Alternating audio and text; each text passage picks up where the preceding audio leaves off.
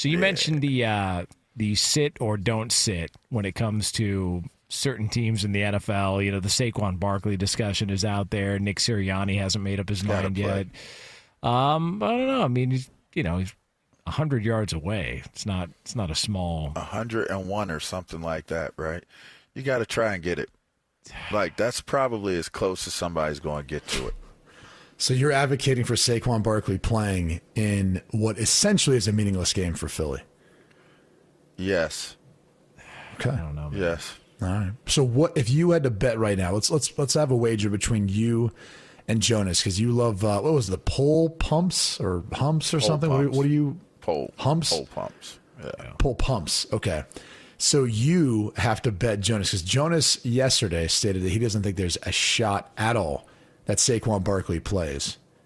So let's put some pole pumps on the line. I have no problem doing that. That's what I'm saying. I'll get right on. You're down for this. Okay, so you're saying he plays. I will rock that. I'll rock the hell out of that pole. Yes. Okay. I believe he's going to play. I not only believe he's going to play, but if he doesn't break it, I believe he's going to get pretty close to breaking it. Yeah. I will not participate in this bet because LaVar's. Why not? Well, because this is insider trading. Like, you know Saquon Barkley. You've probably reached out to him, and you've got an idea for what's happening here. So because of that, I will not partake in this bet. Like, can we make Why these would fair? you back out of this bet? I'm not doing it. Are you serious? Yeah, I won't do it because LaVar knows the answer. He probably reached out to Saquon Barkley. He went to school with Big Dom. He's got insider information. I'm not going to be a part of this. I think it's a really safe bet for you, pal. Look, I don't think he should play. I don't think he's going to play. But do we have odds on whether or not Saquon Barkley plays Week 18 from our good friends at DraftKings? I believe so. Let me effort that. Let me I was going to say, Lee, can you actually effort that while Jonas taps dance around in advance for a bit? Yeah, let's see. Let me see if there's or as LaVar says, veggies for a little bit. Yeah, let's veg out a little bit. Let's find out information and let's veg it out. Here's my guess. I don't believe that they think on DraftKings that Saquon Barkley is going to play just based on the fact that they're only a 3-point favorite over the Giants. Because the Giants are an awful football team. Also, they have no player props. No player props up yet, Lee? That is correct. No player props I could find on Saquon. Now, why would you guys guess there's no player props up yet? I mean, if we had to throw that out there. Like, if we couldn't find it, like, what would be the rationale behind not being able to find it? Probably waiting to see what's on. Or maybe because they don't think he's going to play, right? Yeah. So why put that bet out there, right? Yeah, there you go. It could be that. Yeah. But I will not partake in the actual bet because LaVar has got insider information, and I want this to be on even playing field. I want this to be. It's so interesting how you work to discredit me just taking a very, very bold prediction of what may happen this weekend. I'm not discrediting anything. I'm just not going to be caught in public. I haven't been on the phone with Saquon talking about if he's going to play, and he certainly wouldn't be able to tell me if he's going to get 100 yards or not. You got to get out there and you got to see if you could get you 100 yards. Wait, so is the bet whether he breaks the record or whether or not he plays? I'll take both. Dang. Jonas, sack up, dude. Let's go. I won't partake. And this is what really has separated Knox Locks from everything else is that, sitting here 3 games over 500 after just a grueling Dude, you got to stop mentioning that. No one cares. No one follows your picks. You've been so awful in recent history. Nobody cares about hashtag Knox Locks heard on the Jonas Knox Show, 2 p.m. Eastern time every Saturday, the main event. That's correct. Game. Nobody cares about that? That's correct. Yeah. I don't know. I heard differently, but, Yeah. Probably from one of your burner accounts on X. Who cares? Listen, we're just trying to get through this season and keep a winning record. Now, a team that's got a winning record is the Buffalo Bills. They've also got, as we mentioned earlier, the favorite at 3-1, minus 300. Josh Allen is to win the MVP, but Josh Allen's also got this consecutive start streak that he's working on.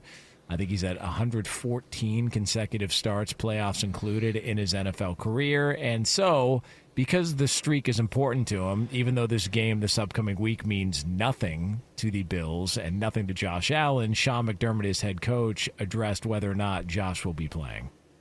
In Josh's case, one of the things that we know is very, very important to him is his consecutive starts streak, if you will. And it's important to him for a great reason. He wants to be out there with his teammates. And so he will be out there for a very, very short lived amount of time. And then he'll be off rather quickly there. So other than that, I could promise you that it's going to be a blend of guys who are normally out there and then a mix of some guys who we want to take a look at as well.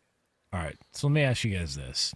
If Josh Allen goes out and plays a series and he hands the ball off 3 times and he, gets to keep his consecutive start streak and he goes out and Mitch Trubisky comes in and it's like, hey, listen, the game doesn't mean anything to Buffalo. And Lamar Jackson goes out and lights Cleveland on fire in a game that Baltimore needs because they're trying to win the division. Look, I've been on the Josh Allen train all year, but I actually think that this game and this final week could be a determining factor.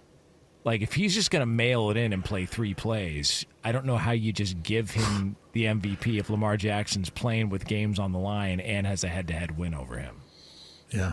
To me, it feels like Lamar Jackson could win it this week. I got to be honest with you, if that's who the comparison is between, because I've stated earlier, and I'll continue to keep stating, there should be way more people involved in the MVP conversation. It felt like this was a year where the national media for the NFL wanted to push Josh Allen from the jump. And maybe that was in part due to that there wasn't as high of expectations for this team this year. I think that probably changed once you traded for Amari Cooper, making it appear as if, okay, that maybe Buffalo does feel like they can make a run, they can make a move. But whatever the case, I look at it and say there has been a push for this, and it's never made sense to me. We get to evaluate all these games and see at the end of the season who we feel like has been best. And to your point, Lamar Jackson has played better. He played better against him head-to-head. And I don't know why we're not looking at that as that leg up on Josh Allen from a voting standpoint for the MVP. I think there should be more people involved in that conversation. Joe Burrow has maybe played better than everyone. Unfortunately, he's on a team that doesn't have a defense that's helped him out. So we're going to look at the MVP as a guy who's supposedly supposed to be the most valuable player, and arguably the guy that's been that. You could make the case for Saquon. You could make the case for Joe Burrow. 2 players that I think have been the most valuable players to their team and maybe in the league this year. And Burrow's team's still in it despite not having much of a defensive help. And it's largely just because of him and how great he's been this year. So I don't know how we've gotten here. We just have 2 candidates heading into Week 18 when we've got some monumental games. Like you just made the case for what Lamar Jackson does. What about Joe Burrow? What happens if he goes off and they win? And what happens if Kansas City, look, we would say whatever we want about, playing your starters or not. We expect Mahomes not to play. It's not like Wentz isn't capable of going in there and beating Denver. Yeah. It's not like they're not capable of putting together enough players and people. And Wentz has something to prove. Like, that's the thing I love about this is say what you want. Kansas City may be resting some of the guys, but the guys who are in there are trying to win. Carson Wentz is trying to showcase to everyone else out there why he either should still be in the league and have a chance as a starter, or at least have a shot at being a long-term backup and still be in the league for a long time. So no matter how you cut it, they're in it to win. Can I throw something out at you guys? Isn't there the idea that breaking the record, just going back to Saquon's deal, him playing and possibly being MVP, they're playing the Giants. Why would you rest him against the Giants when you can break Eric Dickerson's single-season rushing record against his former team? To me, I feel like that's as legit a setup for one of the most historical moments that you can in breaking a record, is a team that casted you away because you weren't valuable enough to them to keep you. And then a year later, not 2, 3, 4, 5, a year later, you set a new record on rushing yards. I mean, that's not enough to play him. I mean, it's a good storyline, but I think a better storyline is him being healthy for a Super Bowl run. Ah, come on, man. He's a football player.